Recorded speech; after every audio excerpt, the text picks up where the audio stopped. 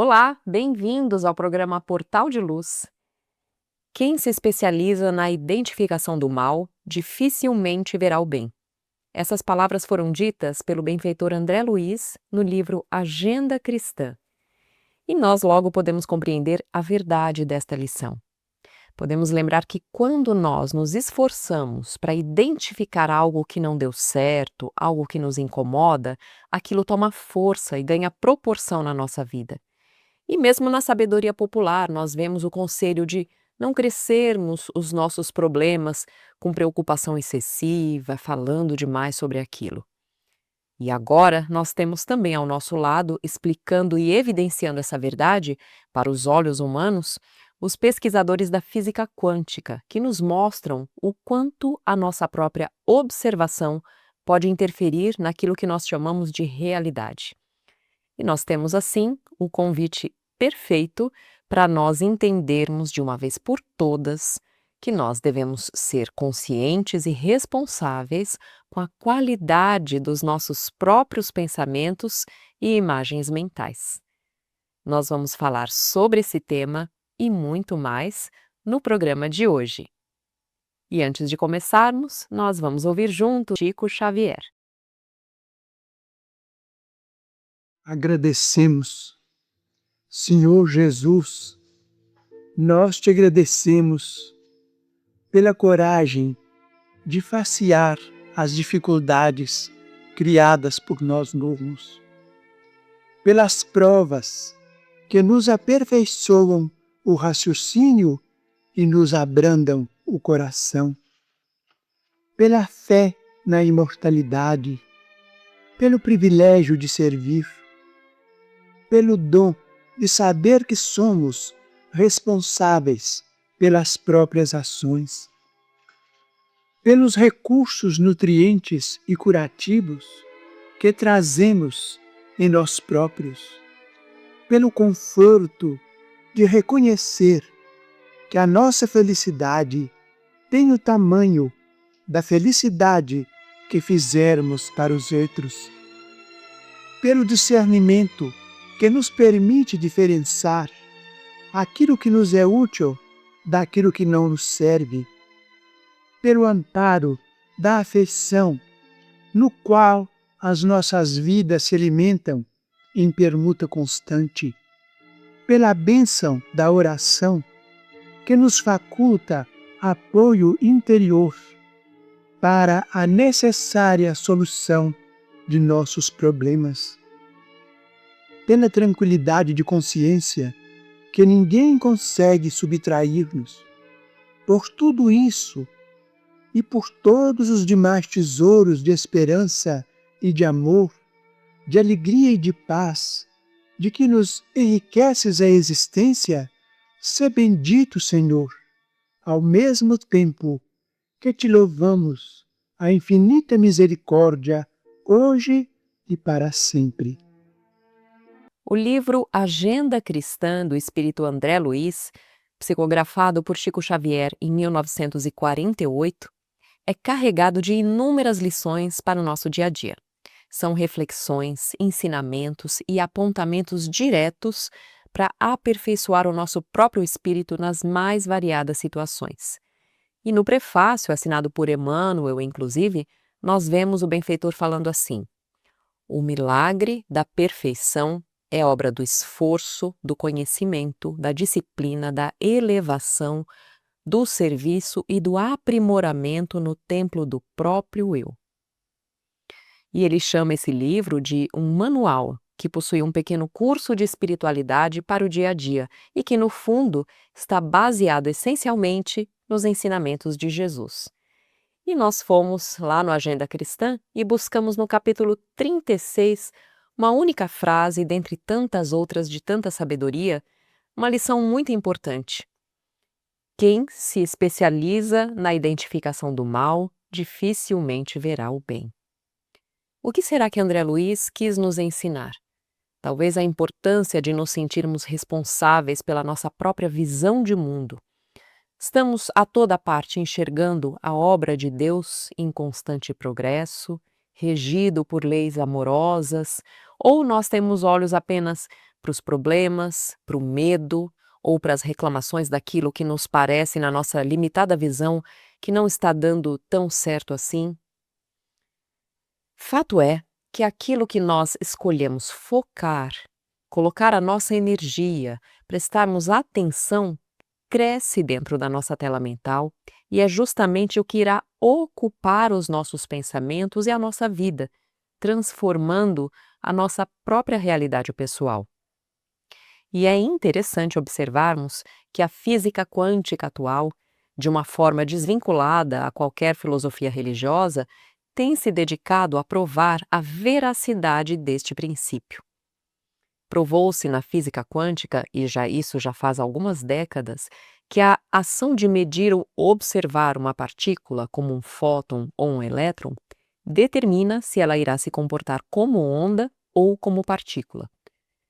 A partir daí, ao longo de muitas pesquisas científicas, comprovou-se que, de fato, a consciência e a atenção não são apenas observadores passivos, mas são participantes ativos da realidade.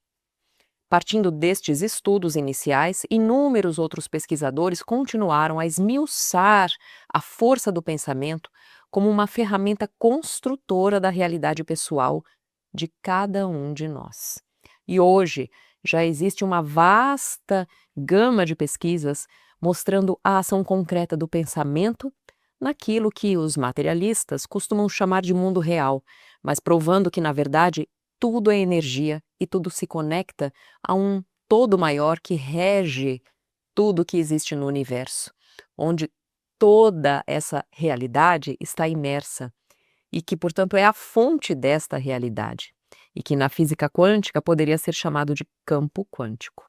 E voltando para a doutrina espírita e para os livros psicografados pelo Chico Xavier, tão ricos em conteúdos esclarecedores sobre as verdades da vida, nós vemos as explicações sobre a força do pensamento de uma maneira muito profunda, em obras maravilhosas, como em outro pequeno livro, Pensamento e Vida, do benfeitor Emmanuel. Nesse e em tantos outros títulos, nós aprendemos sobre a lei da sintonia, sobre a vibração mental e sobre a importância de educarmos o nosso livre-arbítrio. E então, aquelas palavras de André Luiz que falamos no início, quem se especializa na identificação do mal dificilmente verá o bem, ganham um significado elucidativo sobre a nossa própria responsabilidade diante daquilo que nós escolhemos pensar, vibrar, emanar através dos nossos sentimentos. Especializar-se em identificar o mal, seja nos outros, seja em nós mesmos, ou no mundo ao nosso redor, nos acontecimentos do planeta, é uma forma de cultivar pensamentos que nos adoecem e que adoecem tudo ao nosso redor.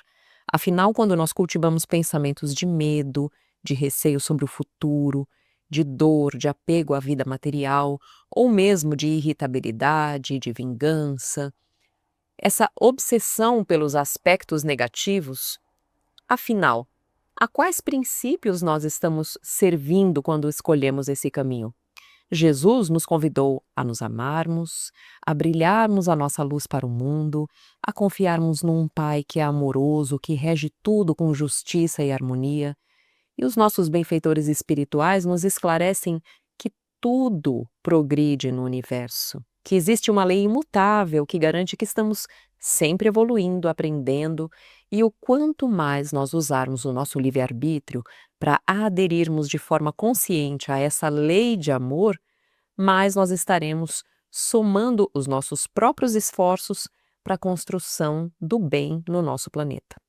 Assim sendo, identificar o mal o tempo todo pode ser uma forma de permanecermos cegos a toda essa realidade de que Deus rege tudo com leis amorosas e que estamos sempre avançando para o bem. A nossa visão limitada do agora, com medo de sofrer, com medo da dor, justamente porque ainda temos muito a aprender e ainda ignoramos determinadas verdades, pode ser educada pela ação da nossa própria consciência, através da escolha de pensamentos de gratidão, de amor, de responsabilidade diante do mundo em que vivemos, fazendo a nossa parte para auxiliar o nosso semelhante, para levar harmonia aos ambientes por onde vamos passando, com a nossa gentileza, com a nossa presença amorosa, com a nossa escuta e assim por diante. Quem de nós se dedica a criticar, a julgar, acaba sintonizando, mesmo sem perceber, com energias de menor vibração, não percebendo que a bondade divina está ao seu redor. Não há uma única folha de uma árvore que caia sem a permissão de Deus. Portanto, ao invés de focarmos no mal, no erro, na irritação, ao invés de nos esforçarmos em identificar o mal ao nosso redor, nós vamos nos especializar em encontrar oportunidades de sermos úteis através da nossa palavra, do nosso comportamento e da nossa atitude. A frase de André Luiz, enfim, é um convite à nossa mudança, à mudança do nosso foco mental. Vamos alimentar o otimismo, praticar a caridade e buscar o bem. E assim a gente vai construir um mundo interior mais leve, conectado com o Pai Celestial e também um mundo para todos, para toda a coletividade, mais harmonioso e mais pacífico.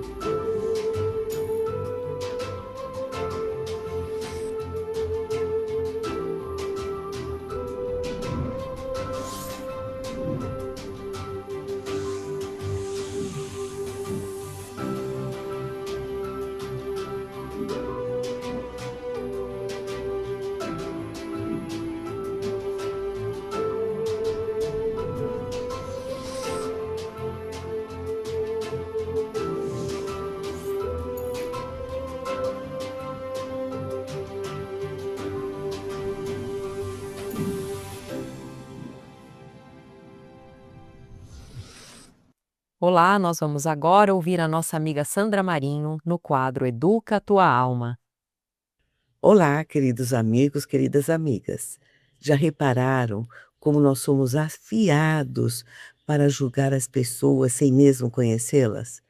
Quando somos apresentados a alguém, é comum tirarmos logo assim uma foto panorâmica com o nosso olhar percussiente e, se o santo não bater, como dizem, né, não tem jeito. Como se diz, pegamos ranço de alguém sem mesmo conhecê-la. Às vezes nem somos apresentados, apenas cruzamos com alguém em qualquer lugar e logo nos tornamos conhecedores dos pormenores da sua personalidade só pela forma como a pessoa se expressa, como ela se veste, enfim. Entretanto, nos esquecemos que também somos alvo do julgamento de outras pessoas. O comportamento geral alcança a todos, então julgamos e somos julgados o tempo todo. Acredito que seja inerente ao ser humano, na fase evolutiva em que nos encontramos, penso que está, aliás, no nosso instinto, né, latente em nós. Porque eu fico imaginando que o homem na Idade da Pedra precisava, para a sua legítima defesa, se precaver do outro. Por isso, ele já no primeiro contato deveria concluir o risco que o outro lhe apresentava. Da mesma forma como os animais cheiram o outro, né, antes de se aproximarem. Então o homem, ele já tirava uma conclusão pelo seu instinto, né, do outro na primeira vista. Então eu acho que devemos ter herdado, né, está no nosso DNA. Porém, hoje nós somos civilizados, né, e não se justifica desta forma a conclusão precipitada que fazemos das outras pessoas sem mesmo conhecê-las. Pensemos no nosso modelo, Jesus Cristo. Em todas as referências evangélicas, vemo-lo se dirigir às pessoas indistintamente, sem fazer juízo precipitado. Se ele agisse do modo a prejulgar todos os que cruzavam o seu caminho, ele não teria chamado Simão Pedro e tantos outros a segui-los, visto tratar-se de homens simples e alguns até problemáticos. Não teria efetuado a cura em homens e mulheres condenados ou sem valor à vista da sociedade da época, à vista da maioria, e não teria deixado a emblemática lição de não julgar na passagem da mulher adúltera, com, com o famoso, né, atire a primeira pedra, aquele que nunca pecou. Não raro cometemos injustiças, por vezes irreversíveis, com o nosso prejulgamento. Quantas vezes, depois de estereotipar alguém com a nossa visão distorcida sobre a pessoa, pelo simples fato de tirarmos conclusões com base no que achamos, nós nos surpreendemos hoje e vemos o quanto estávamos enganados em relação a elas? Para ilustrar o nosso tema de hoje, vou contar uma uma historinha. Numa cidade pequena, havia uma ponte de madeira que ligava o bairro ao mercado.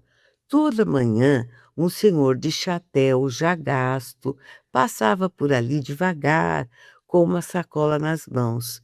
Como ele falava pouco e andava sozinho, muita gente começou a julgá-lo sem conhecê-lo. Ele parecia triste, né, e bravo, dizia uma mulher. Tá, deve ser alguém difícil, comentava outra.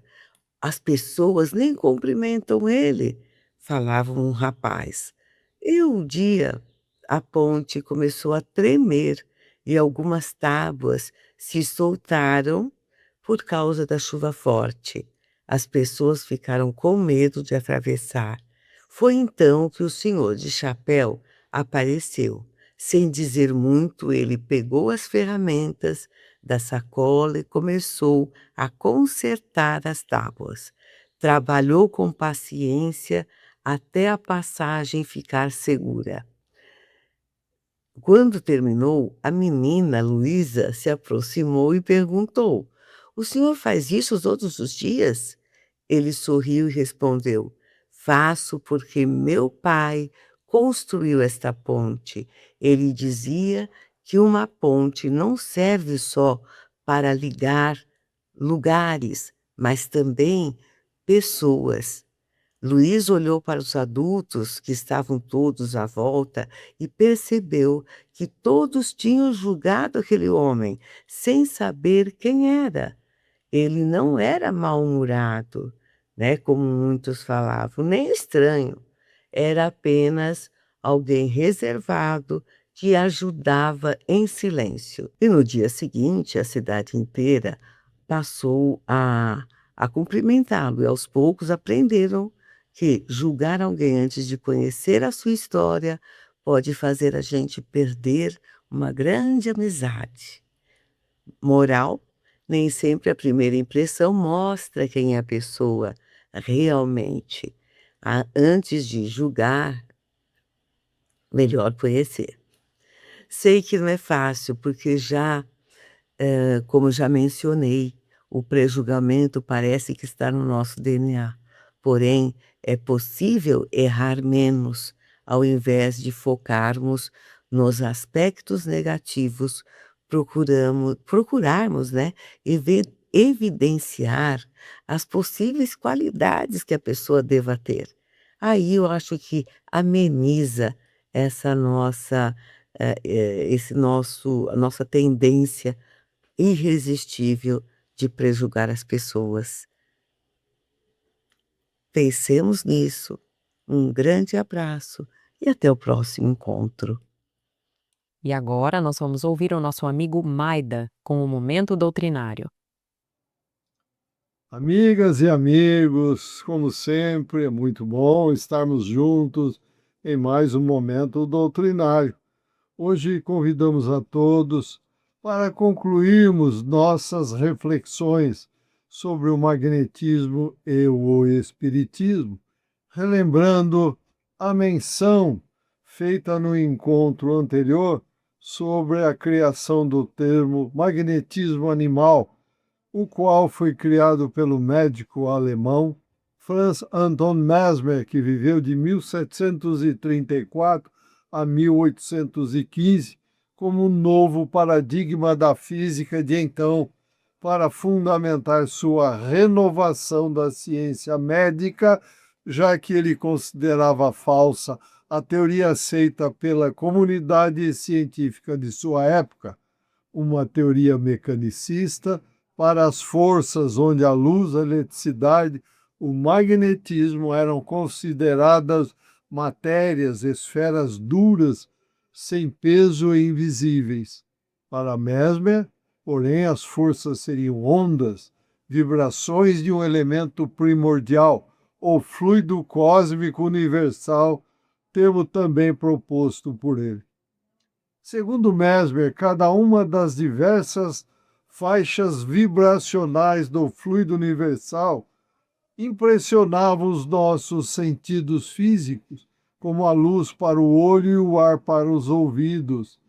E Henry, antigo magnetizador, na publicação feita na Revista Espírita em novembro de 1861, diz que o fluido universal liga entre si todos os mundos, e conforme os movimentos que lhe são impressos pela vontade do Criador, origina todos os fenômenos da criação.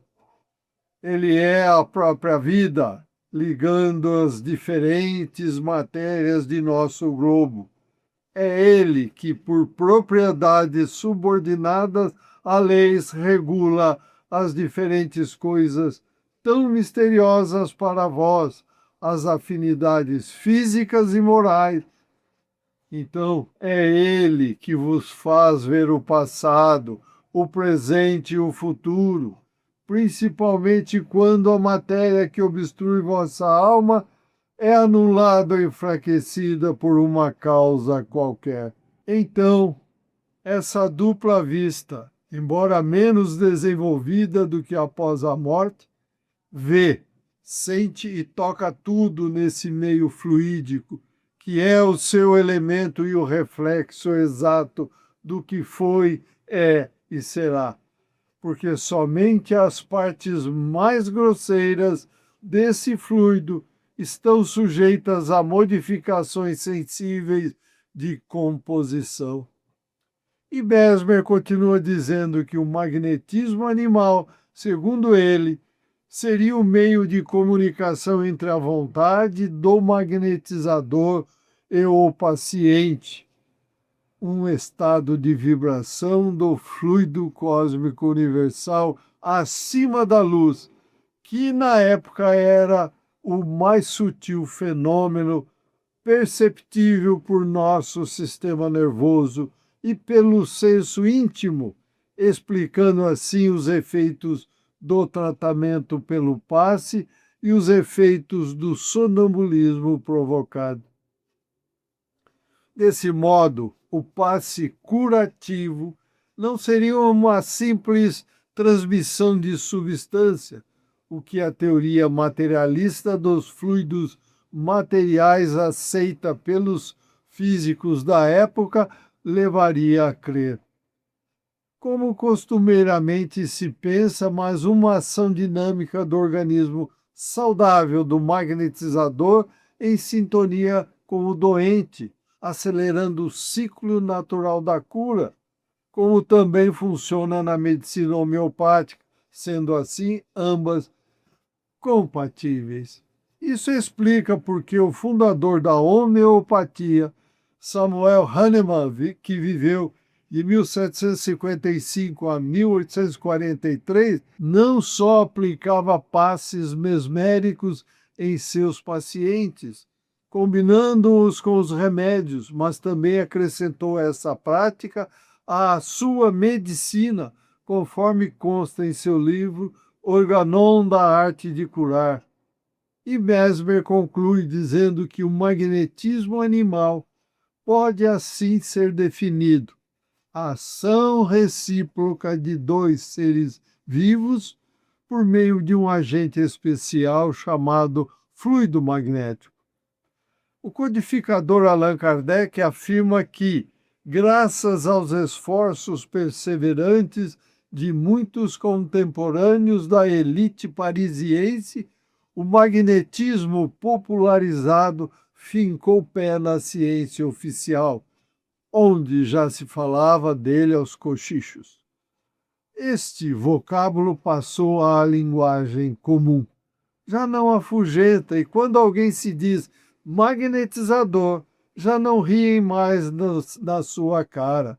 O magnetismo preparou o caminho para o espiritismo, e os rápidos progressos desta última doutrina são, incontestavelmente, devidos à vulgarização das ideias sobre o magnetismo. Sua conexão é tal que, por assim dizer, é impossível falar de um sem falar do outro. Se tivermos que ficar fora da ciência do magnetismo, nosso quadro ficará incompleto. Por meio do magnetismo induzido, segundo o Livro dos Espíritos, existe a relação entre o sonambulismo natural e os sonhos, ou seja, de acordo com essa obra pioneira da doutrina espírita, durante o sonambulismo, a alma pode fluir livremente, fazendo com que o corpo reaja de acordo com aquilo que a alma vê. Como podemos perceber, a ligação entre os planos leva-nos a concluir que o magnetismo humano, portanto, é uma das forças fundamentais que ligam os diferentes planos da existência atuando como ponte entre o mundo material e o mundo espiritual. Sua aplicação consciente e responsável pode promover o bem-estar físico, emocional e espiritual, favorecendo a harmonia e o progresso da humanidade. Quando utilizado com discernimento e com a devida compreensão de seus mecanismos, torna-se um valioso instrumento de auxílio, seja no alívio das dores, no aprimoramento da mediunidade ou na ampliação das faculdades psíquicas do ser humano.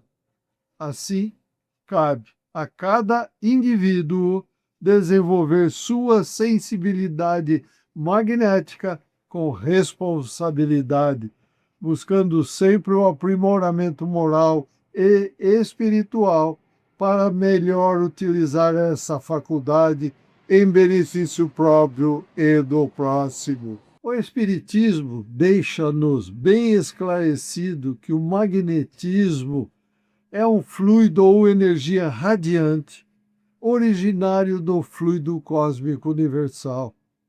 Sob forma de princípio vital, o fluido magnético é também chamado de fluido elétrico, animalizado ou fluido nervoso.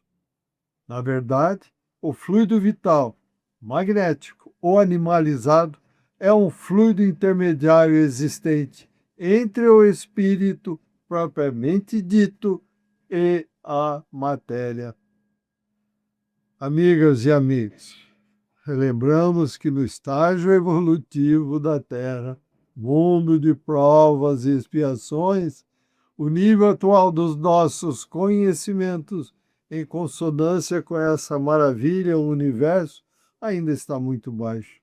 Portanto, temos que procurar de forma contínua e constantemente a nossa elevação mental, moral e espiritual, sempre através do amor, da instrução e da caridade, trabalhando sempre em consonância com o Mestre Jesus, para que um dia possamos ter a capacidade de entender a grandiosidade deste universo maravilhoso, Deus, quando então passaremos a ser um colaborador efetivo da sua constante expansão. Agradecemos a todos pela companhia e os convidamos para que continuem a acompanhar o Portal de Luz e que compartilhem esses nossos estudos nas redes sociais. Desejamos muita saúde, paz, equilíbrio e amor no coração. Até o próximo encontro. Boas reflexões. Um forte abraço a todos. Fiquem com Deus. Estamos encerrando o programa de hoje por aqui e desejamos a todos uma excelente semana com muitas realizações no bem.